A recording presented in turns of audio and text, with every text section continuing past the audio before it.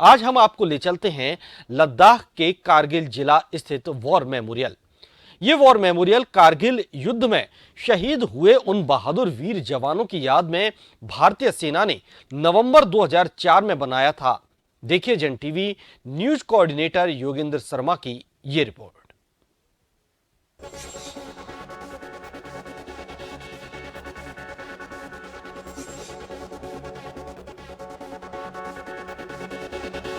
हैरान है अमनो चैन का कातिल, कैसे जीता बहादुरी से हमने कारगिल।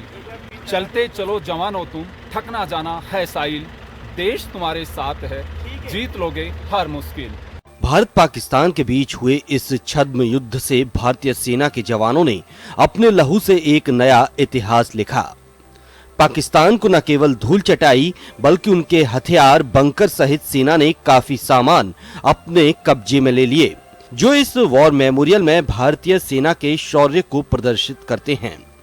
श्रीनगर से लेह जाने वाले राष्ट्रीय राजमार्ग 1 पर बना है कारगिल वॉर मेमोरियल।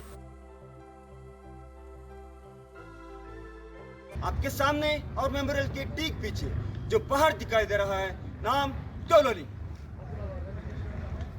टोलोलिंग पहाड़ की ऊंचाई समुद्र तल से लगभग 15,100 फीट है। यदि आप अपनी नजर पूरा बाएं दूर स्कैलम पर ले जाए तो वहां 2 ऊंची नुकीली चोटियां नजर आती हैं, जो कि अभी बादलों से ढका हुआ है। उसमें दाहिने वाली ऊंची नुकीली चोटी जो कि त्रिकोण के समान है, नाम टाइगर हिल। टाइगर हिल की ऊंचाई समुद्र तल से लगभग 16,700 फीट है। टाइगर हिल की बाएं दूसरी नुकीली चोटी, नाम राइनाहॉर्न। ऑपरेशन विजय में लद्दाख स्काउट्स के वीर जवानों का भी अत्यंत महत्वपूर्ण योगदान रहा। मेजर सोनम वांगचुक और उनके बहादुर जवानों ने साहस और जोश को कायम रखते हुए चोरबटला सेक्टर से दुश्मन को मार भगाया।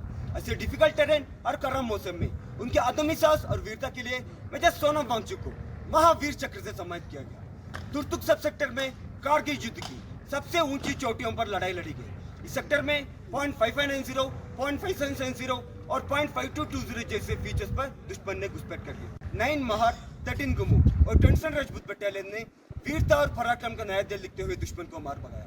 तुर्तुक सब सेक्टर को 11 राजपूत राइफल्स के कैप्टन हनीफुद्दीन के नाम से आज सब सेक्टर हनीफ कहते हैं। इस पूरे कारगिल युद्ध में भारतीय सेना के कुल 559 जवान वीर गति को प्राप्त हुए और 1536 जवान घायल हुए। ये वॉर मेमोरियल उन वीरों का स्मारक है जिन्होंने अपना आज हमारे कल के लिए कुर्बान कर दिया।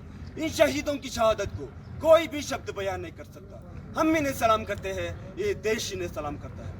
अंत में मैं आप सभी से यही गुजारिश करता हूं कि आओ झुककर करें सलाम उन्हें जिनके मुकद्दर में यह मुकाम आता है। बड़े ही खुशनसीब होते हैं वे लोग जिनका लहू वतन के काम आता है। पाकिस्तान ने जब इन चोटियों पर घुसपैठ की थी तब ये बर्फ से ढकी हुई थीं और ऐसी हालात का फायदा उठाकर दुस्साहस किया। कारगिल का द्रास सेक्टर सामरिक दृष्टि से काफी महत्वपूर्ण है। वॉर मेमोरियल देखने आने वाले हर व्यक्ति का सीना चौड़ा हो जाता है जब वो अपने सपूतों की वीर गाथा सुनते हैं। शहीदों की चिताओं पर हर बरस लगेंगे यूं ही मेले, वतन पर मरने वालों का बस यही बाकी एक निशान होगा।